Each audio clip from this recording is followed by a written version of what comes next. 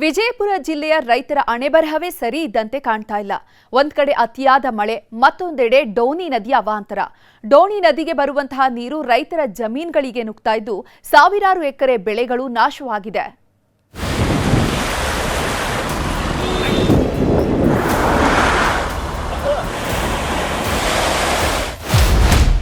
ಮಳೆ ಅಬ್ಬರ, ಡೋಣಿ ನದಿಯಲ್ಲಿ ಪ್ರವಾಹ, ಜಮೀನುಗಳು ಜಲಾವೃತ, ಬೆಳೆಗಳು ನಾಶ.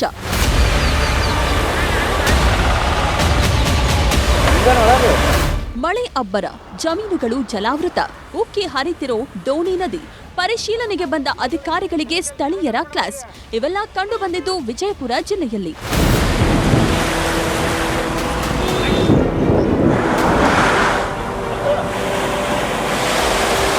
ವಿಜಯಪುರದಲ್ಲಿ ಹರಿಯೋ ಡೋಣಿ ನದಿಯಿಂದಾಗಿ ರೈತರ ಗೋಳು ಕೇಳೋರೇ ಇಲ್ಲದಂತಾಗಿದೆ. ನದಿ ಪಾತ್ರದ ರೈತರಿಗೆ ಮಳೆ ಬಂದ್ರೆ ಸಾಕು ಎದೆಯಲ್ಲಿ ಢವಢವ ಶುರುವಾಗುತ್ತೆ. ತಿಕೋಟ ತಾಲೂಕಿನಿಂದ ಯಾದಗಿರಿ ಜಿಲ್ಲೆವರೆಗೂ ಡೋಣಿ ನದಿ ಹರಿಯುತ್ತೆ. ಇದರಿಂದ ಅಪಾರ ಪ್ರಮಾಣದಲ್ಲಿ ಹೂಳು ತುಂಬಿದ್ದು ಮುಳ್ಳು ಕಂಟಿಗಳು ಬೆಳೆದಿವೆ.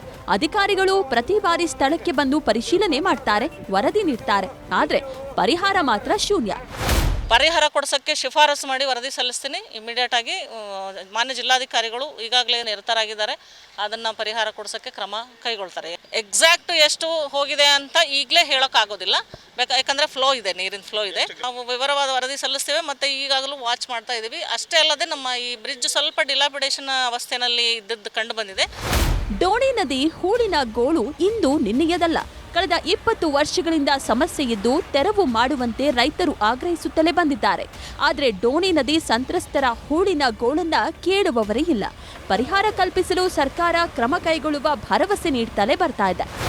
ಆ ಡೋಣಿ ನದಿ ಹೇಳಿದನಲ್ಲ, ಡೋಣಿ ನದಿ ಮೇಲೆ ಬಹಳಷ್ಟು ಆಗಿದ್ದಾವೆ. ಹಿಂದೆ ನಾನು ನೀರಾವರಿ ಮಂತ್ರಿ ಇದ್ದಾಗ ಈ ಒಂದು ಸಮಗ್ರ DPR ಮಾಡಿ ಕೇಂದ್ರ ಸರ್ಕಾರ ಸಬ್ಮಿಟ್ ಮಾಡಿದ್ದೀವಿ. ವ್ಯಾಪ್ಕೋ ಅಂತೇಳಿ ಕೇಂದ್ರ ಸರ್ಕಾರ ಏಜೆನ್ಸಿನೇ ಅದನ್ನು ಮಾಡಿ ಸುಮಾರು 1800 2400 ಕೋಟಿ ರೂಪಾಯಿ ಆಗಿದೆ. ಅದು ಒಂದು ಸಂಕ್ಷಿಪ್ತವಾಗಿ 100-200 ಕೋಟಿ ರೂಪಾಯಿ ಒಂದು ಪ್ರಾಜೆಕ್ಟ್ ಮಾಡಿಸಿ ಕ್ರಿಟಿಕಲ್ ಅತಿ ಅವಶ್ಯಕತೆ ಇದ್ದದ್ದು ಫ್ಲಡ್ ಇದು ಮಾಡೋಕ್ಕೆ ಏನಾಗ್ತದೆ, ನಾನು DPRನ ಮೋಸ್ಟ್ ಕ್ರಿಟಿಕಲ್ DPRನ ರೆಡಿ ಮಾಡ್ತಾರೆ. ಅದನ್ನು ಕೂಡ ಅದನ್ನು ಮಾಡ್ತೀವಿ. ಒಟ್ನಲ್ಲಿ ಡೋಣಿ ನದಿಯಲ್ಲಿ ತುಂಬಿದ ಹೂಳು ತೆಗೆಯಬೇಕು ಅನ್ನೋದು ರೈತರ ಬಹು ವರ್ಷಗಳ ಬೇಡಿಕೆ. ಇನ್ನಾದರೂ ರೈತರ ಗೋಳನ್ನ ರಾಜ್ಯ ಸರ್ಕಾರ ಆಲಿಸುತ್ತಾ ಕಾದು ನೋಡಬೇಕು. ಗುರುರಾಜ್, ನ್ಯೂಸ್ 18, ವಿಜಯಪುರ.